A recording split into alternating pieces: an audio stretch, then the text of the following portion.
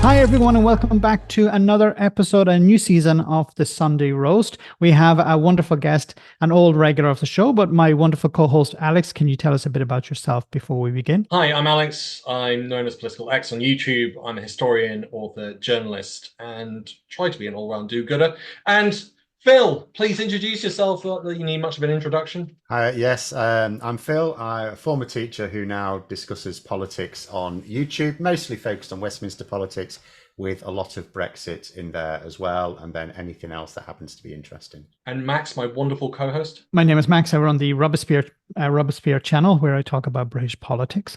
Our first topic of this week is, of course, the winter fuel allowance vote in Parliament and the shenanigans around that. Phil, what's your take on that? I mean, there's two aspects of it. There's the policy and the politics. The policy is not awful, but the fact that they've set the bar too low is. And the politics is just terrible from start to finish, because ultimately the whole thing is going to save about £1.5 billion. And I know it has to be saved somewhere. But as soon as it happened, I said, well, it's quite bold to take something off pensioners for a start in politics for two reasons. First of all, they're a large voting bloc, so they're important to politicians, albeit they're more the Conservatives' target voter than Labour's.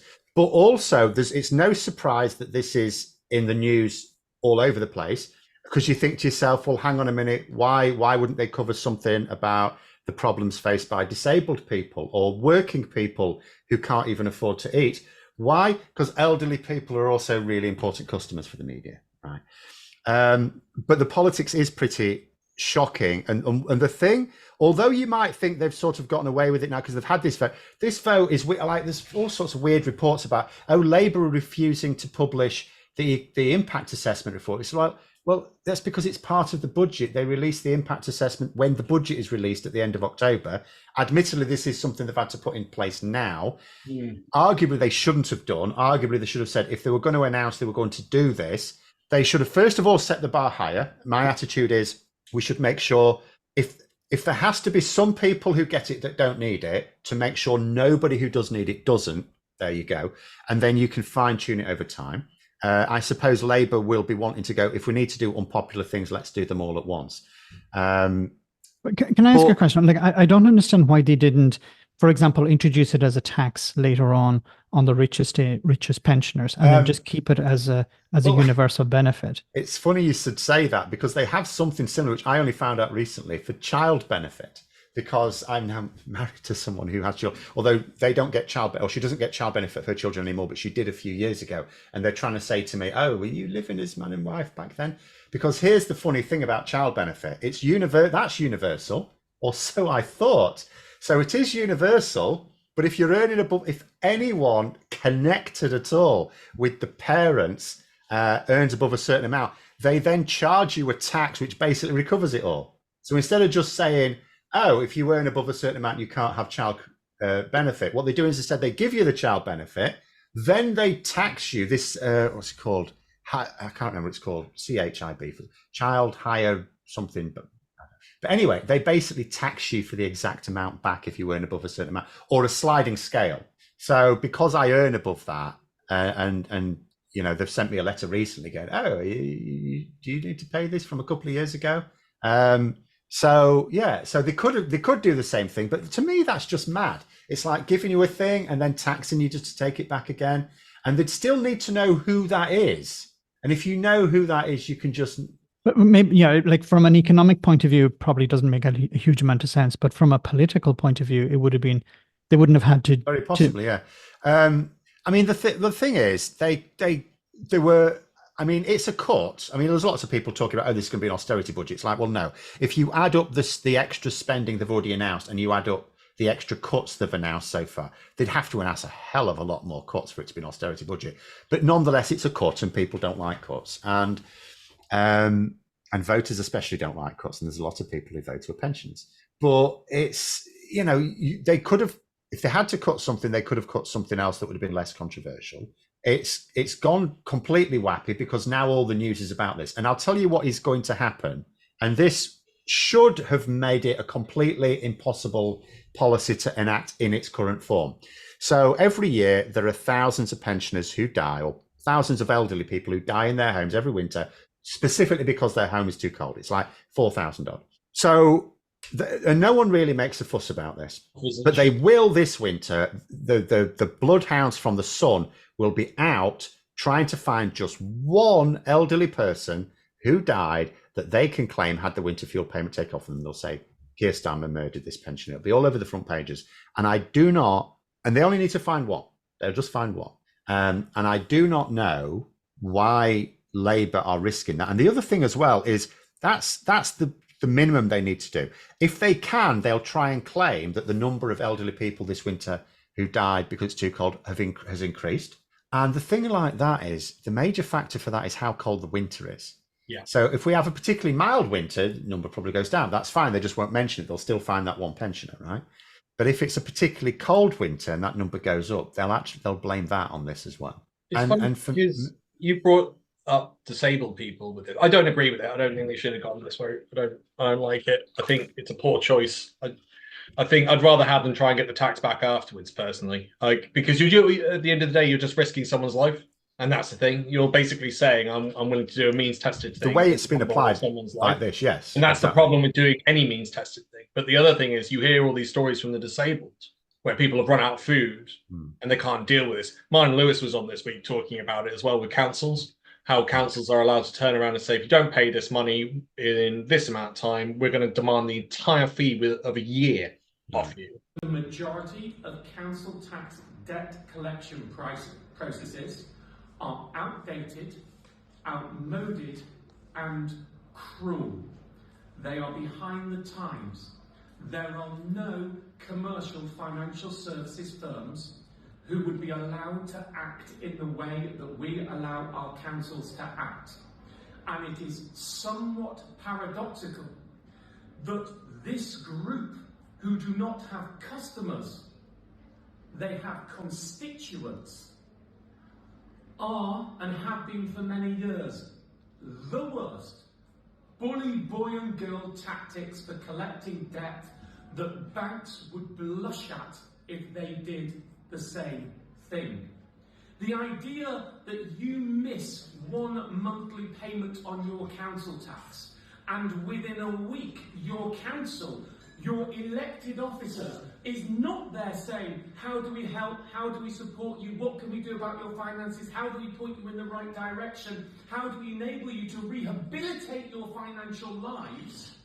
It says, we want the whole year. We want the whole year. That's the way council tax debt collection practices work. And then, within another 5 weeks of that, the processes work that they can send the bailiffs in. Now, if you were a commercial firm, it would be typically 6 months before you ever got to that. In council tax debt, you're asking for the whole money within a week or two, and then within 6 weeks, the bailiffs are coming in. That is not the right way to treat constituents. And there's lots of statistical data showing the damage it does to people with mental health issues on the mental health scale. I think with the means test and the stress that this has already caused, you're going to have a lot of old people that are going to be stressed out. You're going to have people with mental health problems who are elderly, who are going to be even more stressed out because there's this added pressure. And it's one of these things with the mean tested thing, and it's also, you see it all over the place. It's this general seeping attitude that you saw from the Conservatives and this, and from the ideology of means testing, where you go, I don't trust everyone, so you've all got to be checked. And it's almost there's an element of, there's probably guilty people out there, so we've got to make sure we find as many of them as possible and make sure that they're dealt with. But there's also the fact that it just seems really spiteful. And it's interesting you just brought up the weather. We've just had a massive cold snap. I think part of that is actually, part of the reason we get a warm spell, is because of the hurricanes that come in. And interestingly, the hurricanes are going south through Mexico and into the United States and not looping back round into us, which is where we get these cold spurts from, plus the Sahara and, other elements. I mean, there's thousands. But interesting, we've just had a cold snap and I'm going, oh my God, they cut the winter fuel allowance. They are probably going to kill someone because it's being means tested. And as a result of it being means tested and the cold winter, it's going to look even worse for them. The flip side is the system itself means doesn't matter, because as long as he continues to keep his majority and no one's threatening to kick him out from within the party, his position's secure. It could be a case That's of the thing that really concerns me about all this. I get there's a logic. If it'd been me in charge, I wouldn't have done that. I would have come up with something else. I think anyone else would be. I think politically it is a nightmare. The policy you can, there are, I mean, like you say with means testing, you have to start, you have to sort of fine tune it down, really. You have to set the bar high and fine tune it down. So if you're at the moment, if the whole purpose of this is just to save that money, because like David Cameron said, I had a much better suggestion. So I looked it up on Hansard. I didn't listen to him, but I looked it up on Hansard. And his suggestion, by his own admission, would only save 10% of the amount of money that Rachel was after. I thought, well, it's not an alternative then, is it? Because she's not doing it because she doesn't want certain pensioners to have it, or she's ideologically opposed to the winter fuel payment for richer pensioners. Her stated aim is doing it to save money. So any alternative has to say how, what you cut instead, or how you raise instead. I mean, like there's a lot of people say, just tax the rich, without really saying what that is. That doesn't break the manifesto promise. My preference is for, having a look at land tax. But, you can take that argument as well. Regardless of the policy or regardless of anything like that or what it does, politically, it's a complete pig. Because if anyone even blames Labour for any deaths caused this winter, whether it's valid or not, then it's a bit like Partygate in that I don't think it will be as big a thing as Partygate, but it's a similar thing in that, they're still dead in a few years' time. And if the loved ones still blame you for it, you ain't getting their vote. But isn't there a sort of irony here as well? Because, and maybe you can correct me if I'm wrong in this, but pensioners are actually better off this year economically than last year. Oh, yes. And the energy that they're paying is actually lower than last year. Yes. So in a sense, they are better off. But there is a fear that many of them may not access the benefits that they're supposed to be able to access, because it's like really complicated. Yeah. But also, isn't there a risk that many people will decide, look, I've been told, in the media, energy bills are really high. I'm not going to get this benefit. I'm going to not switch on the heating. And there's a risk that they end up in A&E because they have hypothermia or something. If we're lucky. I mean, we had that over COVID, didn't we? We had warm rooms. I mean, I've just got a notification from one provider saying we're jacking up the bills in October. We've already said that. That was already baked in. We knew that was only months ago. Yeah. Before the election. But I mean, if you're not aware, and I guess the other thing that concerns me is with all the means testing and the automation. If you're elderly and you're not very computer savvy, which is probably more likely in the older generation, that's not a good sign either, because people could be missing out on stuff. The fear of what it might do can influence you as well, because you might have some people not put the heating on. Yeah. The fear that they can't afford it. I mean, I remember one of my grandmothers sort of this ironically sort of killed her in a way, because my granddad was a miner, and when he died, just in his 60s, because he was a miner, she got like as part of like the miner's pension, she got like a sack of coal every week. She looked, and that was fine, and she knew you can budget for that. She knew how much coal she had through the week and stuff like that. And then they took the because it wasn't her house, they took away the coal fire and she had a gas heater, and they gave her some money towards it. The problem was she didn't know how much she was spending when it was on, and it really stressed her out. She died very soon after, and it was the stress of not knowing how much she was spending, even though she wouldn't have, my dad, her son, my dad, for example, would have made sure she was all right. There was no need to, she was, she's very independent lady. And it really. But at least, you look at the bag of coal and okay, that's going to last me a week, or it's going to last me a month. She could or whatever. see how far she was getting through it as the week went on, so she could portion it out. She couldn't do that with the gas. She couldn't, or the electricity rather. It was the electric fire, sorry, and she couldn't work out how much she was. It's a complicated enough thing for anyone. But she had no idea what sort of bill she was racking up. That was the problem with it. I had the same with credit cards and debit cards. It's always better to have a lump sum of cash, because again, it's the thing, if you've got it in your hand, you can actually keep an eye on what you're spending. But as soon as it's on a debit and credit card, unless you're savvy enough to check regularly, you don't know what you're spending. It's one of the critiques, the genuine critique of the credit card and debit card system, no matter the fact that, it's actually really easy. Well, because Yeah, because that's the thing, isn't it? Like when you, I mean, particularly our sort of generation will remember this. It's just as easy to pay £100 for something as it is £10 for something, because you're still just presenting your card. Whereas with money, there's like you're handing over bigger notes for bigger purchases and different coloured notes. So there's more sort of there's the part of your brain going, oh, this is a lot. Whereas that doesn't happen with a card because it's the same action. It's exactly the same action, the same 4 buttons pressed. How do you think this is affecting Labour in the polls? Because at the moment they're comfortable. I mean, Starmer's absolutely go, oh yeah, we need to be unpopular. It's like, well, no, you still want to put a positive spin on it, don't you? I don't know why they're not. Well, I do know why they're not doing it, because they want to make out this is all terrible. It's all disgraceful. We're having to do this. They want to do the same thing the Tories did, only they're not going to do it for 14 years. The Tories, like they came in 2010. Or we're doing this to you because of Labour. It's all Labour's fault that we have to do this.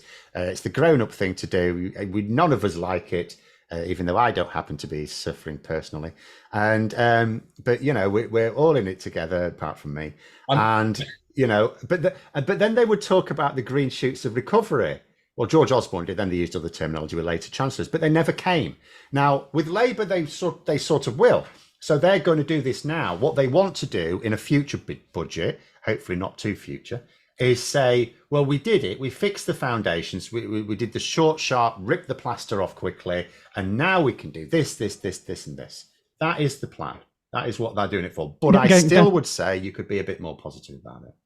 Or get all the bad stuff out of the way at the very beginning. I think this is one of the criticisms I had of Barack Obama when it came to healthcare. When he became president, he had a massive, not sure a massive majority, but he had a majority, I think, in Congress.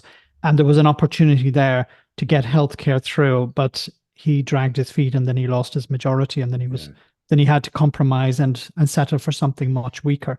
So I think it could be a case politically that Labour try and get all of this out of the way before the local elections, but at least before the next general election. It's certainly before the next general election. I was going to say another problem that Labour, maybe didn't take account of, and I actually said this before the election, because it caused a bit of a backlash. The only reason we had this vote at all, it's not normal to vote on something like this. The only reason we had this vote at all is because a lot of Labour MPs were very unhappy. Understandably, because, and I said this would be a problem, when people were saying, about the supermajority, we don't want to give Labour a supermajority, and there's no such thing.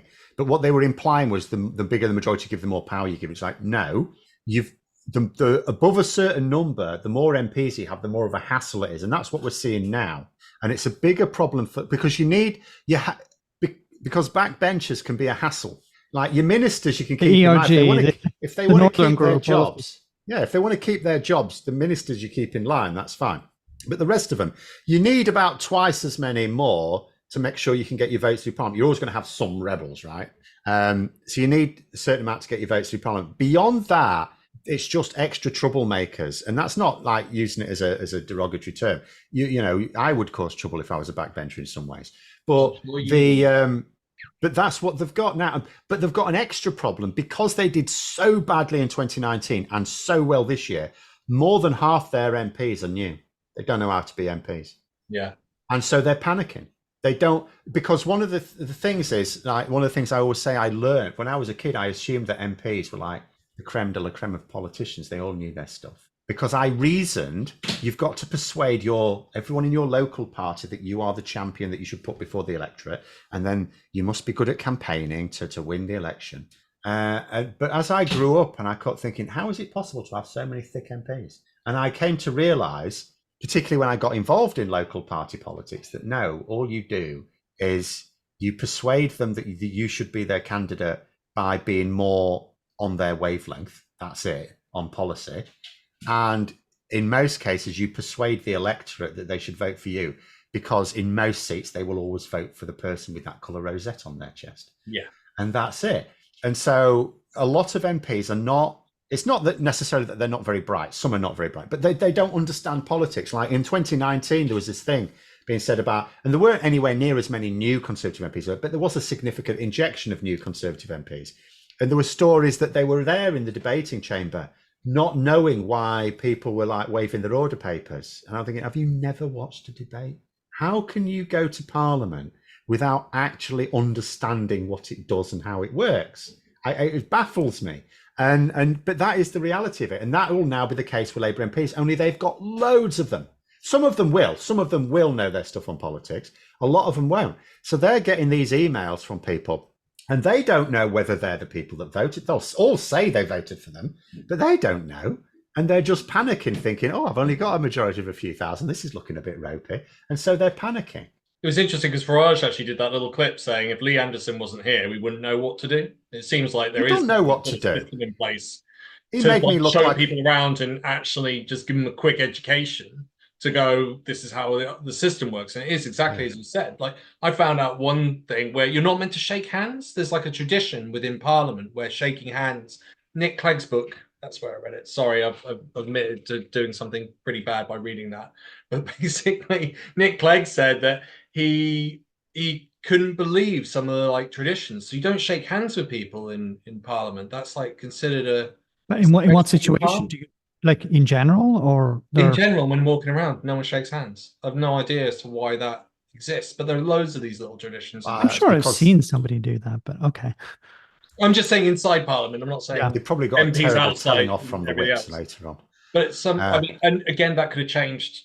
Yeah, I could have changed that. Well, I bet it hasn't. I bet it's been over centuries. Almost all of these, almost all of the ridiculous aspects of parliamentary life are caused by the fact that so many of them are privately educated and they've learnt their own weird customs, and then they introduce them to Parliament. Am I part of this? I keep getting people saying about like private school kids. But I went to private school. Am I meant to boarding school? Is that why I know about the secret? Specifically boarding. We're limited. We're limited to Eton. Okay, you didn't go to Eton. Well, no, there's other weird ones as well. It's like the boarding schools generally. There's like, you know, they're child abuse farms, really. Yeah, I could tell you stories. I went to several private schools, and pretty much all of them had child abusers in there. All of them, and it's just brushed under the carpet. I can't tell the tales on here, but I can say that all of them had those issues. This is why it's absolute madness that they don't have Ofsted inspections, because like one of the most I have a lot of problems with the way governments approach what they think Ofsted is for, which is completely wrong. But one of the most useful things they actually do is like safeguarding checking. I didn't know that they were exempt. Yeah, they Ofsted, yeah. And you don't have to hire a teacher with a teaching qualification. You can hire anyone. No, you do what you want. Do what you want. And your own curriculum. It's exactly what you want. But it's that free market regulation stuff again, isn't it? That we were talking about off air, which I'm sure we're going to bring. This lead segues in very nicely. Segue, which is just leave them to it. It's trusted, and worst comes to worst, they can just leave the school. You know, free market. Yeah. I mean, the other worst thing is the fact that, you know, a lot of them, I mean, this has changed under Labour, say that they're charities. But I've looked at judgments where to be a charity, there is no bar. So you could have one child and give them 10% off to come to the school. Yeah. And that's your charity status secured. So I mean, and again, you know, this is something else we were talking about, Grenfell and the bigger issue within the UK, this obsession with the free market and deregulation, which just allows a lot of corruption and hiding, and it's systematic. Systemic. Yeah. Thank you, teacher. Labour MP Zara Sultana raised it in Parliament this week, where she said, "Look, you know, there were 72 victims in Grenfell, and the media covered it very little in comparison to two billionaires who went on an adventure to see the Titanic." And you know, there's this is where the class comes in. This is where class divide comes in. I also think, interesting, we talk about the media, because at the moment there's a bit of a furore. It's too boring for me to read about the chancellorship of Oxford University, and I'm thinking, you wouldn't be making anything of this if it weren't for the fact so many people working in the media went to Oxford, and politicians would have nothing to say about it if it weren't for the fact so many of them went to Oxford. Yeah, no one who's talking about the Brooks Chancellor. It's like, which is right next door in the same city. But it's so self-indulgent. They're writing about it because it's their university, or for a lot of them, it's their university, and they, you know, so like. But you know, most of your readers didn't go to Oxford. It's so self-indulgent. There's like no attempt to like use the platform to inform in the way that people want to be informed. And then that comes back to what you were saying in Grenfell. Like, my video tanked on that. Did you guys do videos on it? Yeah. Mine had the lowest number of views I've had for quite a long time. Simon goes, is that YouTube, or is that, as you said, is it a class No, issue that's in the people UK? looking. Like YouTube wants people to find the content they want to watch. At the moment, the stuff that will still right now guarantee a lot of views is anything at all to do with the riots. Yeah. The most recent video, for example, I did. Actually, Donald Trump's good for a few views now and then. I don't really cover American stuff very often, so I limit that. But it was Tommy Robinson who's seems to be trying to organise another riot just 2 days before his court date because he doesn't really want to go to prison. I'm going to say allegedly. I'm going to put that caveat in there so we don't get sued. But I'm yeah, not suggesting allegedly, he's trying to. I said seems to be because he's calling for a large number of people to congregate specifically at 10 Downing Street, yeah, which on that day Keir Starmer won't even be there because it's the weekend. Larry the cat will be there, so he can terrorise Larry the cat, but he also can't get there because there's big iron gates in the way. But also So he I can't get said, there because he can't fly to Britain because he'd be arrested. As Oh, soon he as says he's coming back. No, he won't be arrested straight away, but there is a warrant that becomes active in early October with the intention of making sure he definitely attends court on October the 28th, I think it is, which is a Monday. And he wants this crowd to congregate on the Saturday just before it, 2 days before.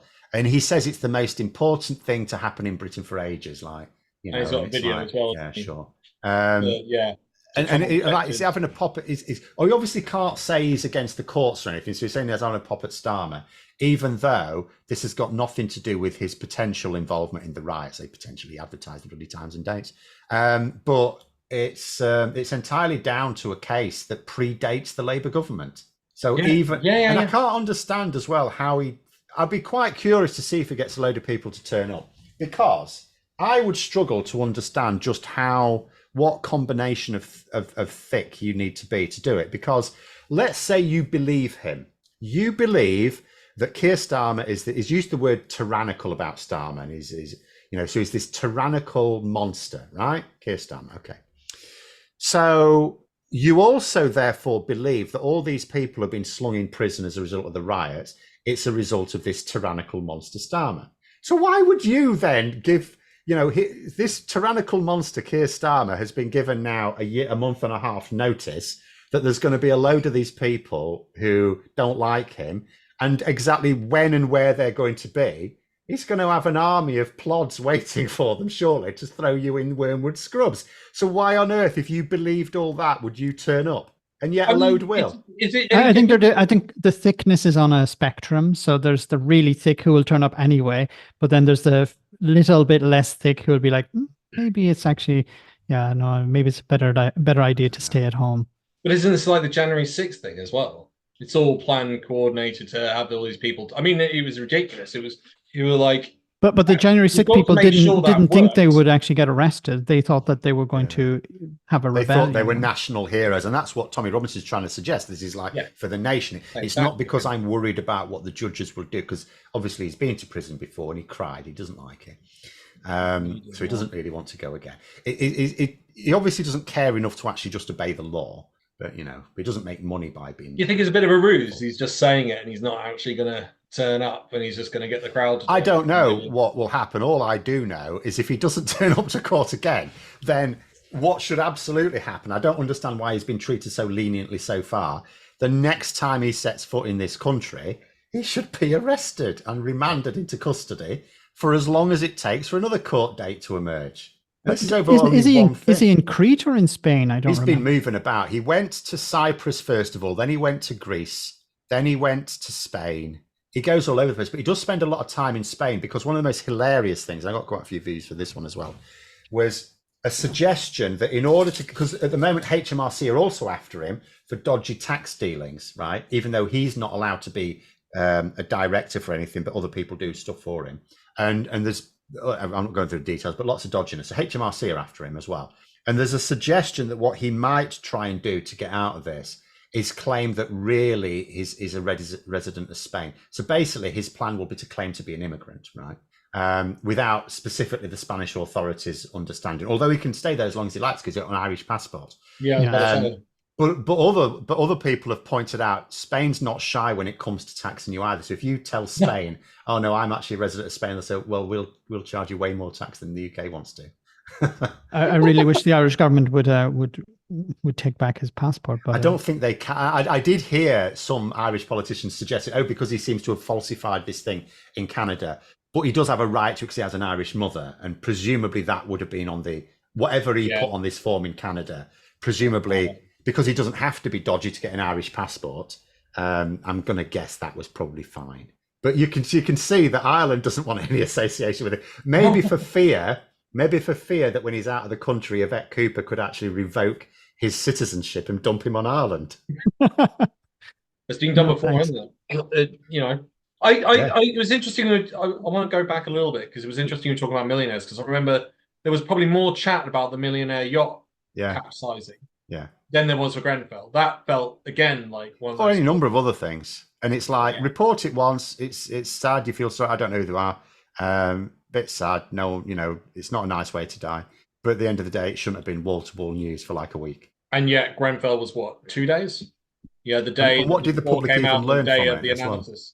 Well? Yeah, in terms of public interest, what was the public interest in these guys dying in a yacht? It was like, it's sad, every now and then you post a tragic death, sure, and it's multiple tragic deaths, not all of them were millionaires. But what was the public interest in keeping on to it, really? But also the fact that we've still got people with cladding and they can't get rid of it. Yeah. And then you've got, if you want to dig deeper into this systemic issue, we were, again, talking off air about bigger issues. It's just continual. You've got the freeholders who won't be held accountable. You've got the construction companies that trying to avoid being held accountable, even though they've clearly rigged it. Yes, yeah. And it's totally corrupt. And then you've also got the government who encouraged these companies by deregulating. And the way I'm looking at it is deregulation just always seems to be dangerous, especially when it comes to stuff like housing. Yeah. But you look at the system as a whole and you're going, Jesus, the things that have been put in the past, like I was, again, saying off air, I found out that if you've got sound issues, if it's in a property that was built before 1991, there's nothing you can do about it. And you're like, well, who's come up with that rule? Surely you'd think stuff like that, soundproofing or insulation or other issues related to like mold, like as a major issue within the UK would be like top priority. But it seems that no one wants to actually do anything about it. And the regulations have been set in such a way it's near impossible to get anyone to come out and actually fix these problems. Like, how have you got it set up? Like, why would it be 1991? Why not 1980? Well, I was saying to you, 1900. While we were talking about it, I don't know whether, like you say, it could just be that at the time there were quite a few Tories who were landlords of properties at the time. But then I'd also, if I'm going to be charitable and think, well, maybe there was a reason, was there something about building regulations before that point that would make it, in some properties, physically impossible to deal with the issue? I don't know. I don't know how, when anyone comes into a house and retrofits anything, it's like magic to me anyway. So I don't know. That's all I could think of. If I was going to be charitable, I would think, is there something about building regulations from 1991 onwards that every new build from that point, it would be the sort of thing where you could do something about it, and ones before, maybe not all before, but some before, I don't know. I guess it's one of those things that, I mean, let's talk about a positive. The Renters Reform Bill looks like a nice step, doesn't it? Yeah, getting rid of Section 21, which is, so they're talking about finally getting rid of Section 21, which is no fault evictions, where landlords can kick people out without a reasonable justification. But I believe Section 8 still remains. So Section 8 is where, I think it's Section 6 or Section 8, where landlords can still kick people out, but they need a reasonable justification, which could be something like antisocial behavior or rent or something. Yeah, you've got to pay your rent. Yeah. But there is a fear that antisocial behavior is pretty vague, and it could be used as an excuse where Section 21 is gone now, that some landlords will abuse Section 8 instead. Even then, though, throughout an eviction, they still have to persuade a court. Well, I mean, there's pros. I mean, I have heard one criticism from the landlord's point of view, which may be reasonable, in that allows tenants to end the tenancy after like 2 months, and you think to yourself, well, normally like a tenancy starts off as 6 months, and there's been an accusation where people could just say, well, I need somewhere to live here for like a couple of months, I'll get a tenancy, and then, in act of bad faith, cancel it after 2 months, having already originally done. So I would say on that one, maybe there's an argument. But then you go, moving's considered like top 5 most stressful things you can do. It'll cost you probably by the end of the move, packing it up, getting the boxes, getting a van, you don't always have to move anything in. Maybe losing a day's work, probably 500 grand. You don't have to do any of that to move.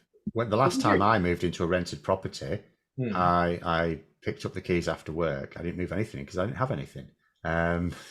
So you don't have to move in. You don't have to move anything in. I don't think that's the average case, though. It doesn't matter. Well, it doesn't matter. The average case is that landlords are probably really good. My 100%. I've had 3 landlords in my time, and all of them were very good. In fact, I was saying recently in another stream, my last landlord, before I moved in with my now wife, my last landlord, in like how long did I live there? I lived there for 5 years, but then I still rented for another couple because I moved in here during the pandemic. And so I was still renting there until we'd sorted out. So probably another year. So probably about 6 years. And he put the rent up once by about 50 quid. And he sort of apologized for the need to do that. And he was very good. He's very on top of it. If anything was wrong at all, he was straight on top of it. And there was no funny business when I moved out either. I mean, I'd got the place really clean. And what was wear and tear? He said, yeah, it's wear and tear. That's fine. But I guess the law exists not for good landlords, but exactly that is exactly it. So what I'm saying is, I'm quite happy to believe that the majority of landlords are good. I can't know that, but my experience of 3 different landlords over a period of about 20 years is all very positive. And the majority of tenants will be really good as well. So it is, laws like this are always designed for the arseholes who are not. And that can include tenants as well. Some tenants can be arseholes. Max, have you had that experience? What's your experience being with landlords? And I was lucky that I never had to rent. So I shared with others, but it wasn't necessary to rent, so I was okay. But I have had friends who've had good experiences and bad experiences. In Ireland, it's always been a bit of a Wild West. So there aren't really strict regulations, and it's getting worse all the time. While here in Italy, their tenants have very strong protections, and there's a type of 4-year tenancy. So you can rent for 4 years, and then at the end of that, you negotiate with the landlord for another 4 years, and they're not allowed to increase it beyond a certain limit. So it's not seen as the type of business that we see it maybe in Britain or in Ireland, where it's seen really as a business or a way of life, while I think in other parts of Europe, it's seen more as a necessary evil in the sense of in contrast to a business. Yeah. I was wondering, can we move on to the next topic, which is the NHS, because there was a report about the NHS published this week, which was pretty damning. It came out today, so I've read quite a bit. But it is quite long. It's 160 odd pages. Not as long as the Grenfell report. That's a beast. That is a beast. You want to? The executive summary is quite long. It's like 16 kilos or something. It's about 1,600, 1,700 words, pages, or something like that. The executive summary is fairly beefy. That's about, when you strip away the blank pages, there's always blank pages. That's about 40-ish. What for? The executive summary for Grenfell. Yeah. So then, the whole Arazi report on the NHS for Labour is like 163 pages, with some, of course, like titles and blanks in there. How did you find it, Max? If you I haven't read it, or I haven't been able to skim through it, but from what I've heard, it's pretty bad. That infants waiting up to 10 hours, I think it is, in A&E was one. Doctors and nurses completely burnt out and feeling completely demoralized. Number of hospitals literally crumbling down. There's nothing really new, it seems, in it, or not that I've heard. Just a lot of shocking, stuff. There's bad news in it, but just the data connected to the bad news is pretty bad. You could turn around and how many of the 40 hospitals did the Tories build? And how many hospitals are we going to build? 40 new hospitals. How many more police officers are we recruiting? 20,000, that's right. How many nurses, more nurses are we recruiting? 50,000, exactly. One. None. No, technically, No. no, was it not 4? No, not a sausage. And in fact, when an official was asked earlier this year ahead of the election, what's the chances of any being built even by 2030? They said probably none. I was under the impression that there were Money has 4 hospitals. I don't know where they are because Well, some of them were on paper, but some of them Yeah. were some of them were in the design phase, and then some of them had the planning was already in the yeah, pipeline. there's some like that, but there's none built. Because I remember you saying it some years ago about It was a con at the time. We all knew it was a con. a lick of paint on the door, and Realistically, what they were talking about at the very best was knocking down one building, replacing another, which is not new hospital. It needs to happen because buildings have, a lifespan. Yeah, but Boris said that that's was a new maintenance. hospital. Yeah, Doesn't he says lots of things. He spends a lot of time drunk, sleeping in a hedge. an Italian hedge from time to time. Yeah, bunga parties. The things that I did skim off it was some of the recommendations, but also I think there were some things that it didn't recommend that could have been put in. Again, I've only skimmed through it because it came out today, but it seems like social care is still being ignored. Mental health is definitely being ignored. I can definitely relate to my own experiences in London. Yeah, I mean, it's shocking. Like the A&Es need pretty much every hospital I've been to, and unfortunately I've had to go to a few in London. Majority of them need a overhaul that I've been to. I think Whitechapel was all right, but it's been refurbed relatively recently. St Thomas, the A&E in St Thomas. If someone's in a chair in the corridor, like a wheelchair, you can't actually get the bed round without moving the person in the wheelchair. right. Who the hell's designed that? Yeah. And it looks relatively modern. The A&E at King's needs fixing as well, completely. Needs a complete overhaul. It all needs investment. I've got a couple of friends of mine that are directors in some of the hospitals. I said to them, what's the one thing that you would like the most help with to fixing or starting to fix the issues with the hospitals? And they actually said it's the A&Es, it's the front. And you're going, how have these hospitals been built to such an extent that no one's thought that's the key area to make sure it's I can probably accessible guess. and easy access? I can probably guess because it's probably the same sort of scenario that faced me whenever I've been involved in my lab being refurbished. And the last such occasion, the architect came in, they had this design thing that's totally impractical. And I said, well, this, and they did that, to be fair. But one of the things I said was, because I had blackout blinds in that area. And as a physics teacher, I need blackout blinds. And I said, I need blackout blinds. Okay, fine. And then when it was all done and I came back to look at it, I had these like translucent blinds, and they weren't, because the blackout blinds also need a thing around the side so you can't get light coming in at the sides. So not only could you see through the blinds, there was nothing down the sides, no runners or anything. And I said to this architect, oh, what do you think of it all? Expecting me to be, and the rest of it was absolutely brilliant because it had changed considerably from the original plans, because I made sure that I was involved in the process. And I said, these blinds need to be blackout blinds. I said, look, let me do this. I turned all the lights off. We can still see each other. And he went, as if it just needed, and I'll have a little look at, as if it just needed adjusting. It's like, mate, the light's coming through the blinds. Adjusting it isn't going to, as if I'm talking about a little chink of light at the top. But that'll be what's happened with the hospital as well. The people, the end users will not have been consulted on the plans. That'll be what's happened. It'll be someone dealt with it. He doesn't know how it works. They won't have actually asked the people who use the hospitals. They won't have asked the medical staff or the clerical staff or anyone like that. That is how you make a cock up like that. Seems like it. It seems like you've got to squeeze your way through the point which needs to be. It's like the reverse of a funnel. It reminds me. That story reminds me exactly of a situation that happened in Venice many years ago. It was about 10, 15 years ago. They decided to build a new bridge which connected the bus station to the train station, and the architect did it free of charge. He did it pro bono, and he said, "Look, I'll do it." But the architect lives in Seville in Spain, and he had never been to Venice, or he had never been into that part of Venice.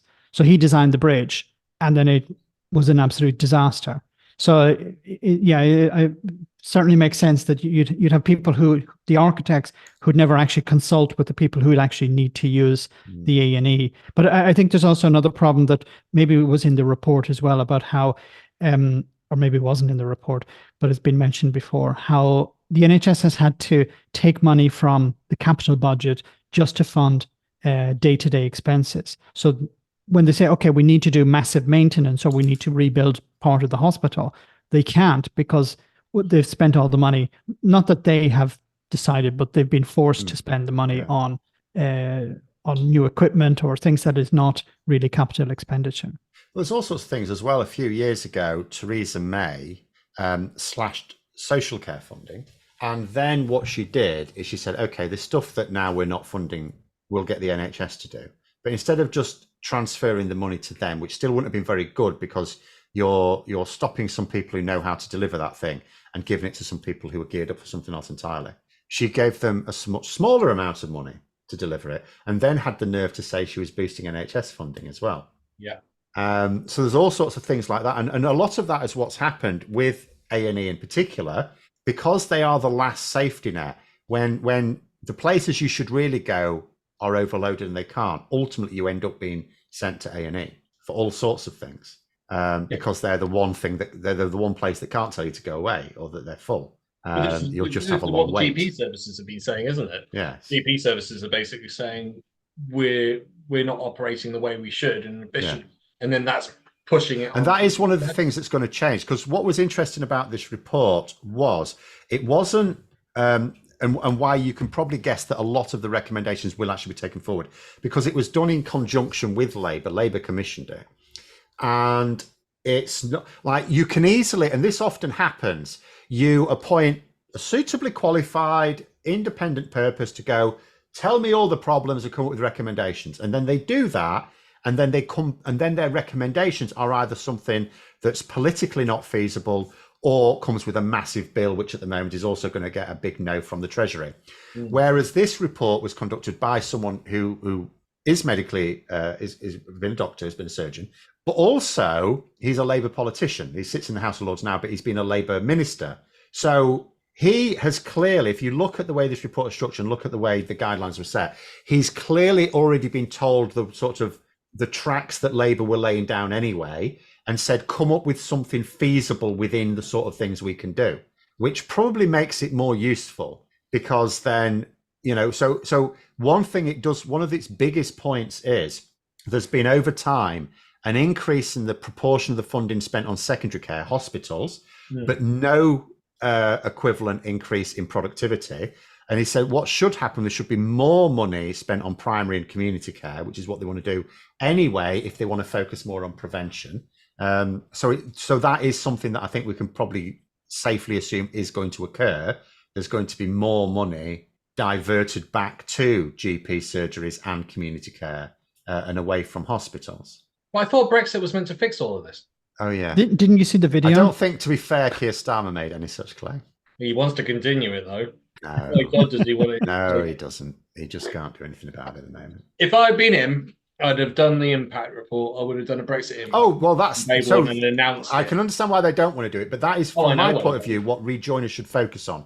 Instead of coming up with lies, just actually we should be pressuring the government. Oh, you want to be a serious government where the public can have confidence that you're making all the right decisions with our tax money, and you want to be, all governments say they want to be transparent, right?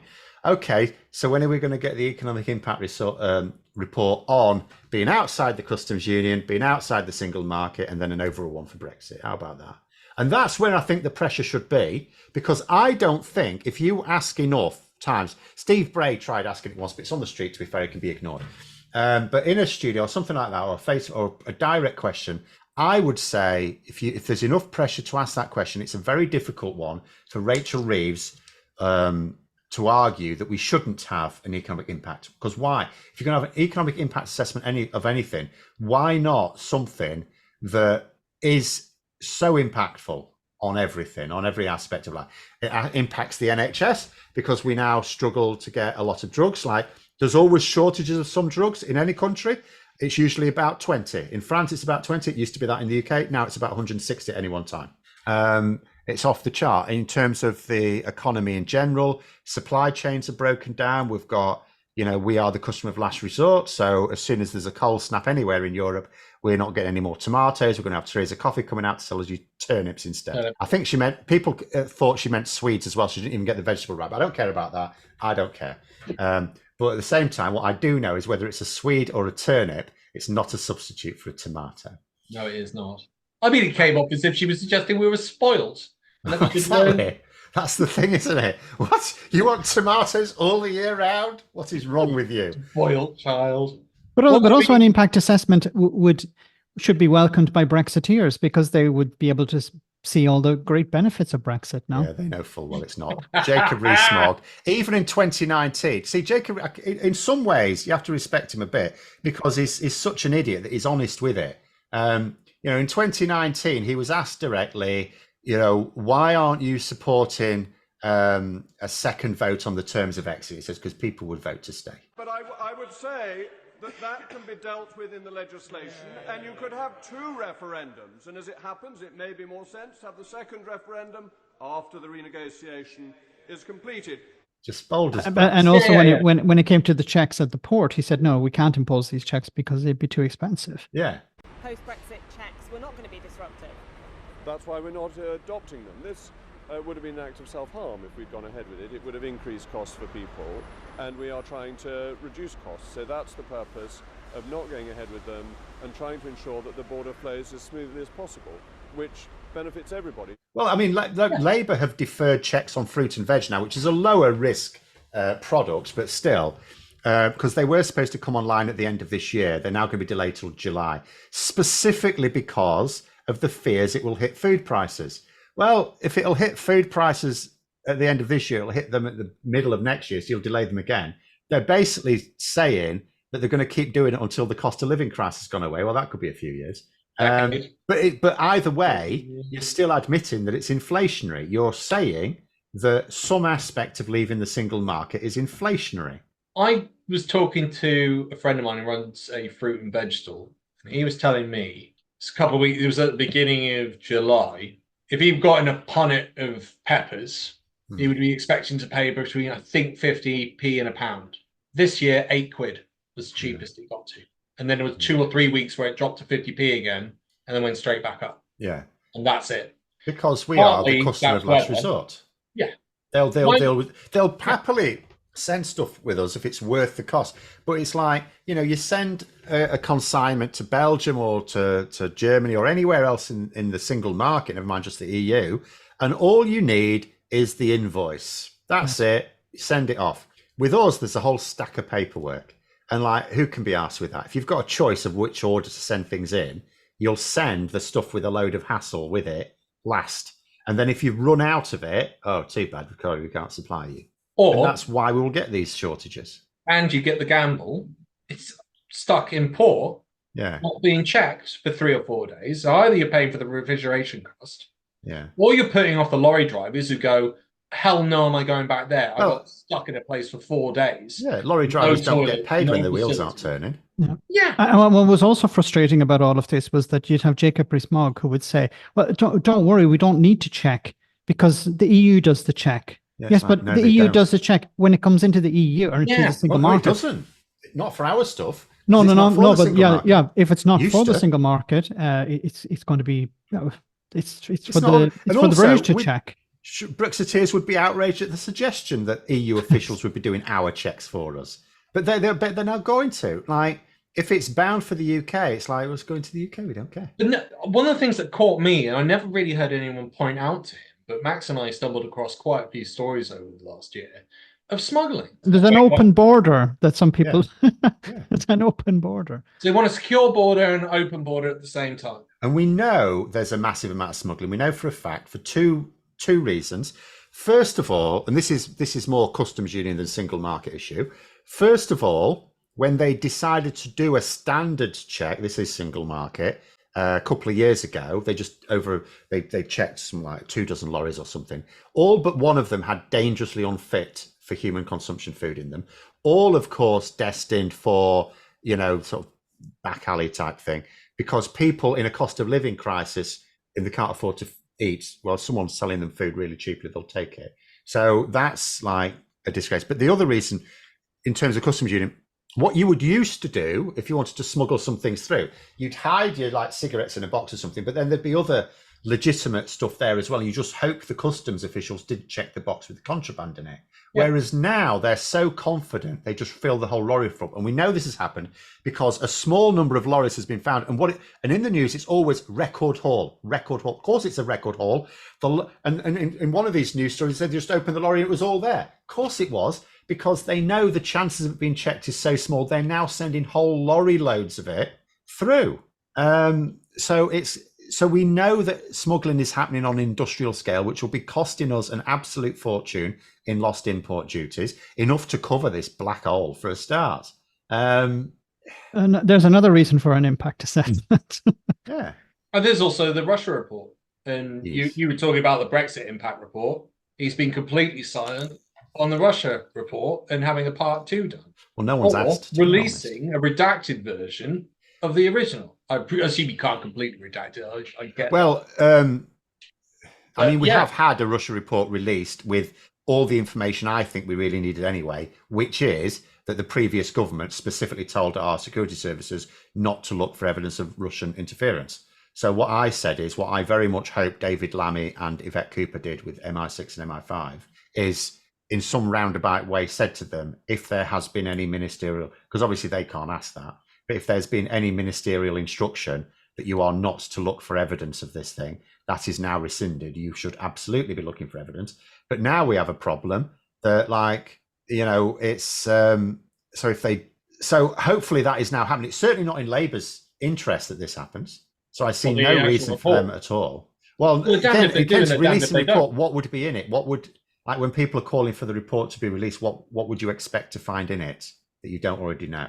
What, me personally? What would I hope? What would because there's no evidence, because we haven't looked for it. So it can't actually release any evidence. Because if you go, this is the problem. There is that element, but then if you dig around elsewhere with viable source, like Thursday, Friday, Saturday, we had massive amount of information come out. So basically, it turned out that I think the American FBI report, which was an affidavit for a court case on Thursday, got released, and according to that, there are about 600 influencers that are being paid off by Russia.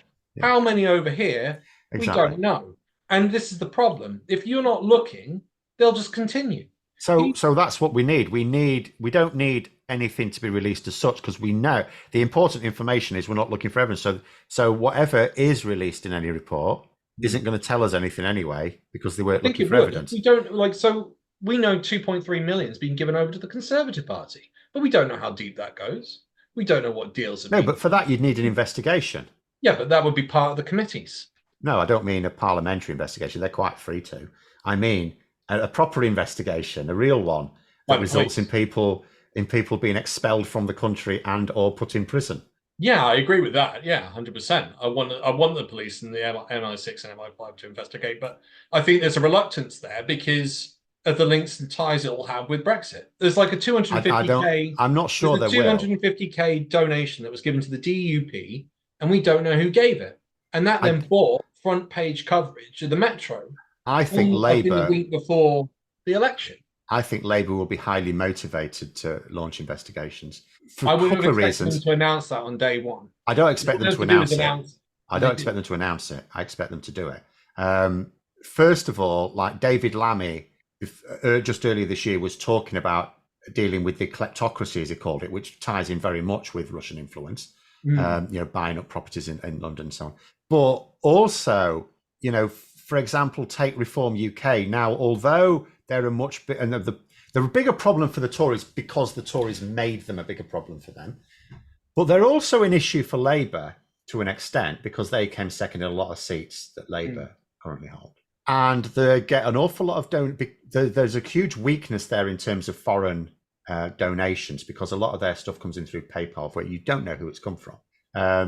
So it's massively in Labour's interests to deal with this for lots of reasons, not the least of which Labour are openly saying that Nigel Farage and Reform UK are malignant. When I had my follow-up call from the Labour Party, because I donated a fair amount to them after the election, without asking, because you can imagine if they ask you a few questions, they've got a checklist. Oh, they're probably interested in this. We'll plug this. No, without asking me any questions, the main thing they wanted to get to me is how Labour want to basically deal with Nigel Farage. This was before the riots as well, by the way.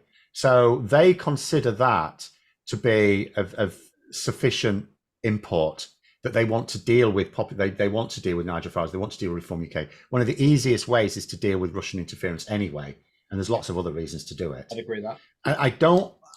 The only thing I could think of, if I was going to imagine a future where Labour are shy about dealing with it, there's two things I can think of.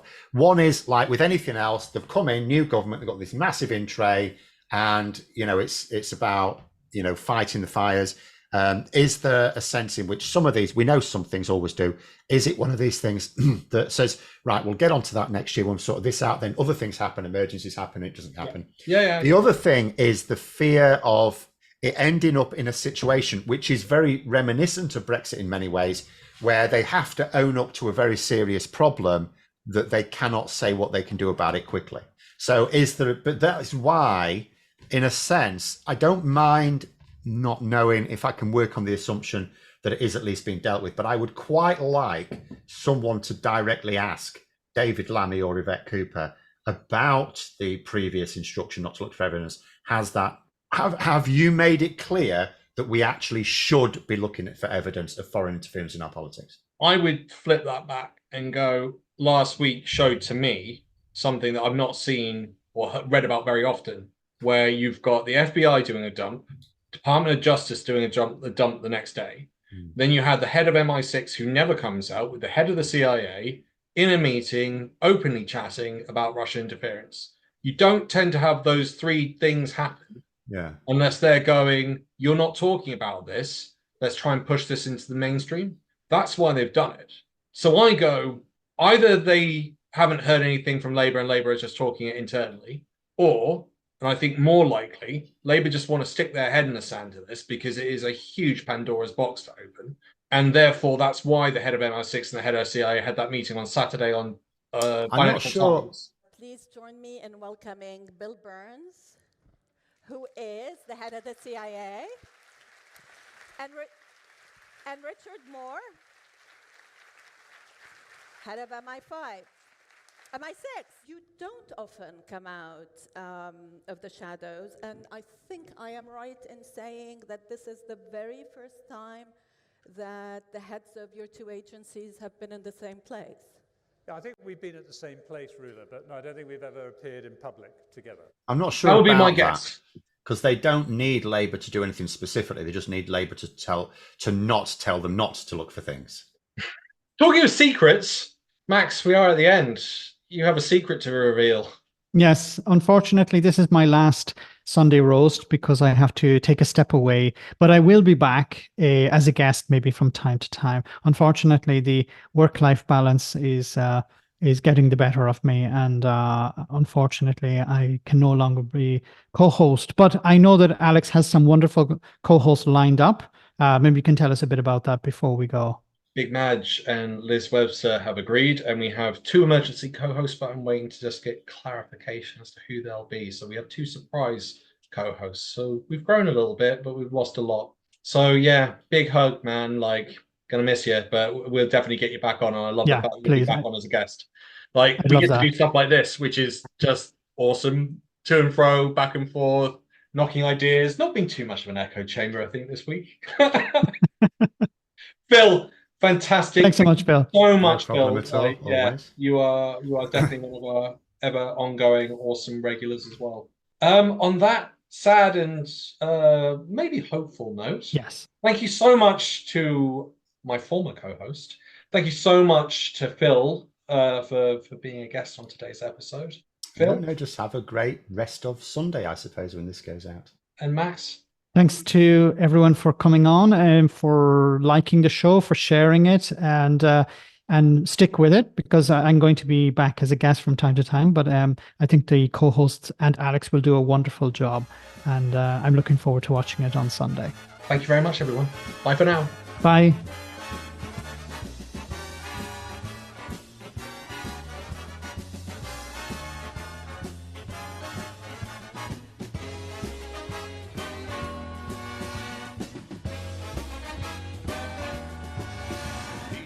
Tune in next week for another exciting story from the files of Police Squad.